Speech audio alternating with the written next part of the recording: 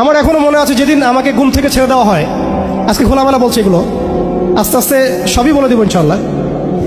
যেদিন আমাকে ছাড়া হয়েছে ওই দিন আমাকে বলা হয়েছিল যে আমি যদি ঘুমিয়েও থাকি তবু আমাকে ঘুমের মধ্যেও মনিটর করার জন্য মানুষ থাকবে।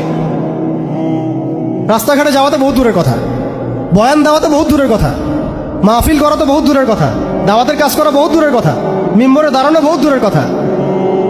তুমি আমাদের চোখের মধ্যে থাকবা যখন তুমি ঘুমের মধ্যে থাকবা। তো এটা আমরা তখন শিখেছি যে মানুষের প্রাইভেট লাইফ বলতে আর কিছু বাকি রাখে নাই তারা। আপনি ফোন নিয়ে যা করতেছেন এভরিথিং তারা মনিটর করতে পারে, এভরিথিং।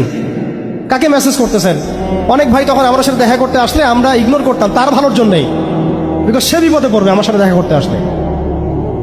এবং আপনি যেটা বলবেন সে বলার জায়গাটা আপনাকে দেওয়া হয় নাই, রাখা হয় নাই, আপনি ট্রিগারের সামনে আছেন। তো আল্লাহ পাকে সন্তুষ্টির জন্য কথা শুনেছি, অনেক সহ্য করেছি, মেনে নিয়েছি, গালি মন্দও খেয়েছি। আর এটাকে সুন্দর করে নাটক সাজানো হয়েছিল যে পারিবারিক কলহের কারণে আত্মগোপনে চলে গেছে। তো পারিবারিক কলহের কারণে আত্মগোপনে আমার সাথে আরো 4 জন কিভাবে গেল, আমার গাড়িও বা কিভাবে গেল, আর বাংলাদেশের গোয়েন্দা সংস্থার হেডকোয়ার্টারে আমার লাস্ট লোকেশন কিভাবে পাওয়া যায়, ম্যাপ কিভাবে ট্রেস হয়, মিডিয়া দিয়ে মানুষকে খাওয়ানো। এই কথাটা বলতে কি এখানে আসছি যে শুধুমাত্র টেকনোলজিক্যাল নিয়ন্ত্রণ ওদের কাছে আছে এমন না, ইভেন মিডিয়া দিয়ে তারা দিনকে রাত বানাইছে, রাতকে দিন বানাইছে, এখনও বানাচ্ছে রাইট নাও। এখন আপনারা এই মিডিয়াদেরকে খুব মাথায় তুলতেছেন। এখন কয়েকদিন আগে তারা ফ্যাসিস্টের পক্ষে ছিল, আজকে মনে করছেন সে আপনার দলে চলে আসছে।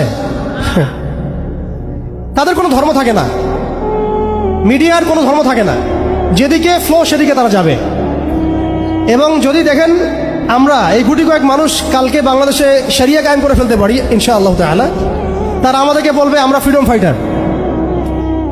আমি বলছিলাম যে আপনি আপনার বিশ্বাসের জায়গাটাকে এতটা নরম করবেন না, এতটা সস্তা করবেন না।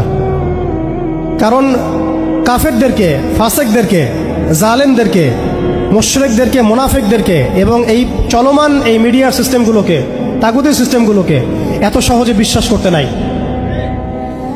তারা দিনকে রাত বানাতে পারে, রাতকে দিন বানাতে পারে। আজকে আপনাকে জঙ্গি বলতে পারে, কালকে আপনাকে ফ্রিডম ফাইটার বলতে পারে। আজকে যদি দেখে এইসব ওয়ার্ডগুলো এই সিস্টেমের এগেনস্টে যাচ্ছে, তখন আমাদেরকে তারা ট্রেস করবে, তারা উগ্র, তারা মৌলবাদী, তারা জঙ্গিবাদী কর্মকাণ্ড করতেছেন, আউযুবিল্লাহি মিন যালিক। ঠিক আছে, কিন্তু যদি দেখা যায় কালকে তারাই আবার বিজয় হয়ে গেছে, তখন তাদেরকে আবার তারা হাইলাইট করবে এবং তাদের পেজগুলো, নিউজ কাভারেজগুলো ভরে যাবে। অতএব মূল জায়গায় থাকেন, তাদেরকে দিয়ে কিছু যায় আসে না। ইসলামের আহলুন নিফাকদেরকে দিয়ে কিছু যায় আসে না। আমি একটা পয়েন্ট টাচ করতে গিয়ে জায়গায় এসেছি যে দেখেন আমাদের ওই উম্মার ওই গৌরবান্বিত সময়টাকে স্মরণ করেন, আমরা কোথায় ছিলাম এবং এখন কোথায় আছি। মাঝখানের এই রাস্তাটাতে ওরা আমাদেরকে কিভাবে ডমিনেট করলো, কোন কোন জায়গায় তারা আমাদেরকে মারলো। তারা কিন্তু আমাদেরকে ভাতে মারলো, অর্থনীতির মধ্যে মারলো, রাজনীতির মধ্যে মারলো, সংস্কৃতির মধ্যে মারলো, তরুণ প্রজন্মের মধ্যে মারলো। তারা আমাদেরকে কিন্তু বেপরদামি দিয়ে মারলো, পর্নোগ্রাফি দিয়ে মারলো, মিডিয়া দিয়ে মারলো, প্রযুক্তি দিয়ে মারলো। প্রযুক্তির কথাটা না বললেই না, সিস্টেম এমনভাবে তারা আপডেট করেছে যে একটা জায়গায় সামরিক অভিযানের প্রয়োজন নাই তাদের। এখন এআই টেকনোলজি দিয়ে তারা ঘরে বসে কিবোর্ডের ক্লিকের মধ্য দিয়ে আমাকে এখানে শ্যুট করতে পারে। এখন রাইট নাও আমরা কিছু করতে পারবো না এবং আমাদের কোনো প্রতিরক্ষা ব্যবস্থা নাই। আপনি কোথায় বসে আছেন ওইখানে আপনাকে শ্যুট করা সম্ভব। প্রযুক্তি এমন জায়গায় নিয়ে গেছে তারা। আপনি মুসলিম কান্ট্রিগুলোর অবস্থা দেখেন। আমরা বাংলার জমিনে দিন কায়েমের কথা বলছি, বাংলার জমিনের ল্যাকিংসগুলো আপনি ফাইন্ড আউট করেন। আমাদের কি আকাশ নিরাপদ, সমুদ্র কি নিরাপদ, আমাদের কি মিসাইল আছে, ক্ষেপণাস্ত্র ব্যবস্থা আছে, আকাশ প্রতিরক্ষা ব্যবস্থা আছে, আমাদের কি এরকম প্রযুক্তি আছে, আমাদের কি ইমানদার এমন মিলিটারি বাহিনী আছে কিনা। অনেক বিষয় আছে যেগুলো নিয়ে আমাদেরকে ভাবতে হবে। নাই, এটা হতাশার কোনো কারণ না।